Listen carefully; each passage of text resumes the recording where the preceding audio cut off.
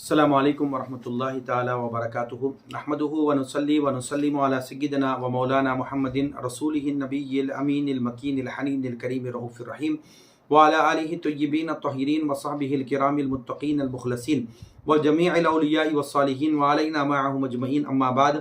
فقد قال اللہ سبحانہ وتعالی فی کلامہ العظیم فاعوذ باللہ من الشیطان الرجیم بسم اللہ الرحمن الرحیم محمد الرسول اللہ والذین معہ اشداء علی الکفار رحماء بینہم تراہم رکعا سجدا یبتغون فضلا من اللہ ورضوانا سیماہم فی وجوہہم من اثر السجود صدق اللہ مولانا العظیم فقال اللہ سبحانہ وتعالی الی مقام آخر ان اللہ وملائکتہ یصلون علی النبی یا ایھا الذین آمنوا صلوا علیہ وسلموا تسلیما اللہم صلی علی سیدنا محمد وعلی آل سیدنا محمد وبارک وسلم۔ معزز ناظرین سامعین محترم، بزم طلباء قدیم و محبان جامعہ نظامیہ جدہ کے زیر اہتمام جو ہماری سیریز ماہ رمضان المبارک میں پہلے عشرے میں عشرہ مبشرہ کے حالات زندگی کے مختصر کچھ واقعات آپ کے سامنے رکھے جا رہے ہیں۔ آج عشرہ مبشرہ کے آخری صحابی 10ویں صحابی جن کا نام نامی حضرت سیدنا ابو عبیدہ بن جراح رضی اللہ تعالی عنہ۔ معزز ناظرین سامعین محترم، آپ کا اسم گرامی عامر اور کنیت ابو عبیدہ، یعنی آپ کو ابو عبیدہ بن جراح کے نام سے آپ مشہور ہیں۔ آپ کا نام نامی جو ہے وہ ابو عبیدہ بن جراح، یعنی آپ کا اسم گرامی عامر اور کنیت ابو عبیدہ، اور آپ کے والد گرامی کا نام جو ہے عبداللہ بن جراح۔ آپ کا لقب جو ہے امین الامت ہے۔ نسب آپ کا جو ہے مختلف روایات میں حضرت سیدنا ابو عبیدہ بن جراح کا سلسلہ نسب کچھ اس طرح ہے: عامر بن عبداللہ بن الجراح بن ہلال بن اہیب بن عتبہ بن الحارث بن فہیر بن مالک بن النضر بن کنانہ۔ اس طرح جو ہے آپ کا اور بھی طویل جو ہے سلسلہ نسب ہے، لیکن وقت کی کمی کے تحت اس کو یہاں پر مختصر کیا جا رہا ہے۔ آپ کی والدہ قبیلہ بنی حارث کی خاتون تھی، وہ بھی برکت اسلام سے بہرہور ہوئی، یعنی آپ کی والدہ ماجدہ نے بھی اسلام کو قبول فرمایا۔ قبول اسلام کے تعلق سے آپ کی سیرت میں یہ بات موجود ہے، حضرت ابو عبیدہ بن جراح رضی اللہ تعالیٰ عنہ کے متعلق ان خوش نصیبوں میں آپ شامل ہیں جنہوں نے آغاز اسلام میں ہی، یعنی اسلام کا ابتدائی دور ہے، اس وقت میں ہی آپ نے اسلام کو قبول کر لیا تھا۔ حضرت سیدنا ابو بکر صدیق رضی اللہ تعالیٰ عنہ کی دعوت و تبلیغ پر لبیک کہتے ہوئے آپ نے اسلام قبول کیا۔ ایک بات میں آپ کو بتاتا چلوں کہ ناظرین سامعین محترم، حضرت ابو بکر صدیق نے اسلام قبول کرنے کے بعد اسلام کی بھی جو خدمت حضرت ابو بکر صدیق نے کی ہے اور جو لوگوں کو دعوت دین آپ نے پیش کیا ہے، عشرہ مبشرہ کے اندر 5 صحابہ ایسے ہیں جنہوں نے اسلام قبول کیا، اگر جن کی سیرت پڑھیں گے تو پتہ چلے گا۔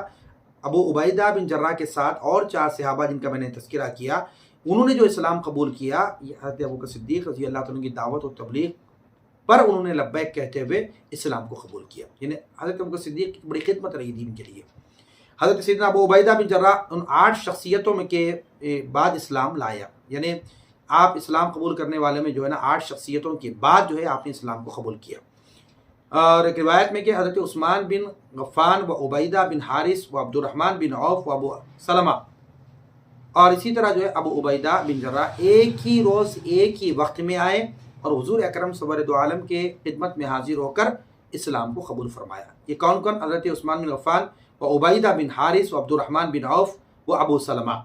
انہوں نے وہ عظیم المرتبت لوگ ہیں کہ جنہوں نے بیک وقت حضور کی مجلس میں حاضر ہوئے عبیدہ بن جراح کے ساتھ، اور ایک ہی وقت میں حضور کی بارگاہ اقدس میں حاضر ہو کر انہوں نے اسلام کو قبول کیا۔ خدمات تو بہت سارے ہیں وہ عبیدہ بن جراح رضی اللہ تعالیٰ عنہ کے۔ حضرت سیدنا ابو عبیدہ بن جراح کی ہجرت حبشہ و ہجرت مدینہ، یعنی 2 ہجرتیں آپ نے فرمائی ہیں، اور آپ رضی اللہ عنہ جو ہے مختلف غزوات میں حضور اکرم صلی اللہ علیہ وسلم کے ساتھ شامل رہے، یعنی ہجرت کے اعتبار سے بھی 2 ہجرتیں آپ نے فرمائی، غزوات میں حضور پاک کے ساتھ شامل رہے، اور خلافت شیخین میں فتوحات شام، عراق، فلسطین میں جو ہے نا آپ نے جو ہے اسلام کی سپہ سالار بنے رہے آپ اس وقت، یعنی حضور کے بعد جو خلافت راشدہ کا دور آیا وہاں پر بھی آپ جو ہے نا اس مقامات پر جو ہے نا عراق میں، شام میں، فلسطین میں بھی جو ہے آپ اسلام کے جو ہے سپہ سالار بن کر آپ نے خدمات کو انجام دیا۔ فضائل کے اعتبار سے جنگ بدر میں آپ ان 313 خوش نصیبوں میں سے آپ بھی شامل تھے جنہوں نے جنگ بدر میں حصہ لیا تھا۔ بدر کے میدان میں ابو عبیدہ بن جراح رضی اللہ تعالیٰ عنہ کی بہادری کا وہ نمونہ پیش کیا، آپ نے وہ نمونہ پیش کیا جو بہت ہی کم لوگوں کے نصیب میں آتا ہے۔ جنگ کے دوران آپ کے والد محترم، اس وقت ابو عبیدہ بن جراح رضی اللہ عنہ کے والد محترم جو اس وقت مسلمان نہیں ہوئے تھے، بار بار آپ پر اپنی ضرب کا وار کرتے رہے، لیکن آپ نے بڑی بہادری اور جوانمردی کے ساتھ ان کے وار کے اوپر اپنا وار جاری رکھا اور ایک اپنے والد پر ایسا وار کیا کہ ان کی گردن سر سے جدا بھی ہو گئی۔ اس واقعے پر اللہ تبارک و تعالیٰ نے قرآن مجید کی آیت مبارکہ کو بھی نازل کیا، جس کا ترجمہ یہ ہے: اللہ اور قیامت پر ایمان رکھنے والوں کو تم کبھی نہ دیکھو گے کہ وہ خدا اور رسول کے دشمنوں سے محبت رکھتے ہیں، اگرچہ کہ وہ ان کے ماں باپ ہوں یا بیٹا یا بیٹی۔ یعنی اس وقت میں بدر میں حضرت ابو عبیدہ بن جراح کے والد جو ہے حضرت عبیدہ بن جراح کے خلاف ہیں، لیکن حضرت ابو عبیدہ بن جراح پر حملہ کر رہے ہیں، لیکن آپ نے یہ نہیں دیکھا کہ میرے والد سامنے نہیں، فرمایا یہ دشمن اسلام ہے، یہ دشمن رسول ہے، تو آپ اپنے والد کا بھی خیال نہ کیا، بلکہ آپ نے ان پر بھی تلوار سے جواب دیا، حتیٰ کہ ان کو اپنے کردار تک، یعنی ان کو مقام تک پہنچا دیا۔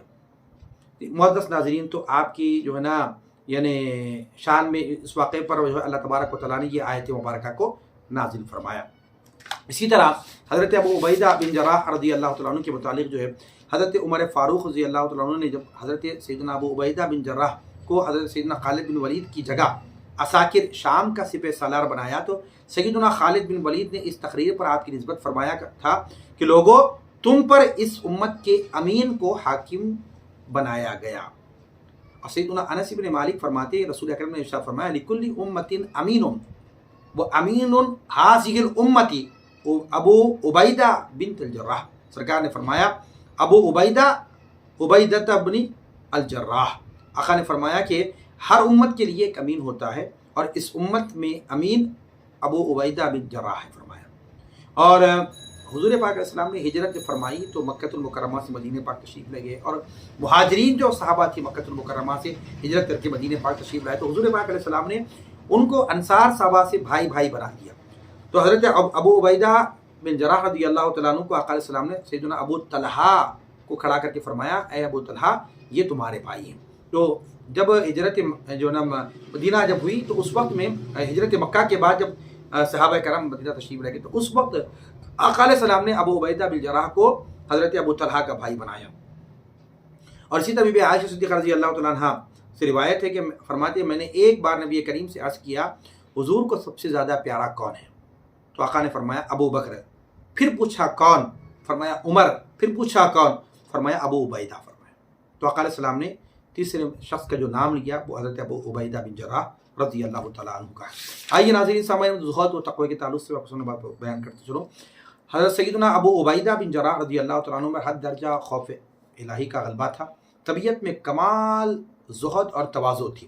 حضرت عمر فاروق رضی اللہ تعالیٰ عنہ جب آپ کو جو ہے ملک شام کا جب گورنر بنائے تھے، تشریف لے کے ایک مرتبہ حالات معلوم کرنے کے لیے اور پورا جائزہ لینے کے بعد ابو عبیدہ سے پوچھا کہ تمہارا مکان کہاں ہے؟ تو اس وقت میں اتنی تبدیلی، اتنا ڈیولپمنٹ تھا اس وقت ملک شام میں، ایسا جو ہے نا تبدیلی آ چکی تھی اور ایسا جو ہے نا ڈیولپمنٹس آ چکے تھے اس دور میں کہ حضرت عمر فاروق جب گئے مشاہدہ کیا، اس کو ابو عبیدہ کو پوچھا کہ تمہارا مکان کہاں؟ تو آپ وہ لے کے گئے حتیٰ کہ جو ہے ایک شہر سے باہر ایک بالکل ویران مقام ہے، وہاں پر ایک چھوٹی سی کرسی ہے، چھوٹی سی کٹیا ہے، چھوٹی سی جو ہے نا ایک مکان ہے، بالکل کٹیا ہے چھوٹی سی، اور فرمایا کہ اے عمر یہ میرا مکان ہے، اللہ گورنر کا مکان۔ آپ حضرت عمر فاروق اندر گئے، جا کے دیکھا کہ بس وہ چھوٹا سا جو ہے کرسی ہے، چھوٹا سا جو ہے مقام، بس ایک ہی شخص کے لیٹنے کی جگہ ہے، اس میں مصلی بچھا ہوا ہے، کوئی کھانے پینے کا سامان نظر نہیں ہے، کٹورا نظر آتا ہے جو اوپر لگا ہوا ہے، اور ایک سوکھی روٹی اس پانی کے اندر کٹورے میں بھگوئی ہوئی ہے۔ تو حضرت عبیدہ بن جراح سے آپ نے پوچھا، حضرت عمر فاروق نے، اے عبیدہ یہ کیا معاملہ؟ فرمایا کہ بس یہی جو ہے نا مصلی میرا بستر بھی ہو جاتا ہے۔ فرمایا کہ کھانا پینے کا سامان، فرمایا کہ خاتون ایک عورت مجھے روٹیاں بنا کے دے دیتی ہے، جب تک نرم ہوتی ہے تو اٹھا کے کھا لیتا ہوں، جب سخت ہو جاتی ہے تو اس کٹورے میں پانی میں بھگو کر رکھ دیتا ہوں، اللہ اکبر، جب وہ نرم ہو جاتی ہے تب اس کو کھا لیتا ہوں۔ فرمایا تو حضرت عمر فاروق نے فرمایا کہ اے عبیدہ، وقت اور حالات نے سب کو بدل دیا، لیکن آج بھی دیکھتا ہوں کہ تو آپ کے اندر وہی زہد، وہی معاملہ آپ کے اندر ہے۔ تو اللہ اکبر، یہ آپ کے اندر جو ہے زہد اور دنیا سے بے رغبتی کا یہ معاملہ۔ علم و فضل میں بہت نمایاں مقام حضرت ابو عبیدہ بن جراح کا تھا۔ آپ کے جو روایت کرنے والے، آپ سے روایت کرنے والے حضرت عرباس بن ساریہ، جابر بن عبداللہ، ابو امامہ باہلی، ابو ثعلبہ اور سمرہ بن جندب وغیرہ جو ہے صحابہ نے آپ سے احادیث روایت کی ہے۔ وفات سیدنا ابو عبیدہ بن جراح رضی اللہ تعالیٰ کی وفات جو ہے 18 ہجری ہے، تو آپ کا جو مدفن ہے امواس یا رملہ بیان کیا جاتا ہے، اور آپ کی عمر مبارک اس وقت 58 سال تھی۔ ازواج و اولاد کے تعلق سے بھی روایتی بات موجود ہے کہ سیدنا ابو عبیدہ بن جراح نے 2 شادیاں کی تھی۔ پہلی شادی ہند بنت جابر سے، اور دوسری شادی جو ہے آپ نے ایک اور خاتون سے آپ نے فرمائی تھی۔ تو معزز ناظرین، سامعین محترم، آپ کو جو ہے ایک 2 لڑکے ہوئے تھے، بعد میں ان لڑکوں کو کوئی اور اولاد نہیں ہوئی۔ آپ کے تعلق سے چند باتیں میں نے آپ کے سامنے رکھی ابو عبیدہ بن جراح رضی اللہ تعالیٰ عنہ کے متعلق۔ اللہ رب العالمین کی بارگاہ میں دست دعا ہوں، پروردگار عالم ہم سب کو جميع شرائع مبشرہ سے محبت کرنے اور ان کی تعلیمات پر عمل کرنے کی توفیق عطا فرما۔ وما علینا الا البلاغ، وآخر دعوانا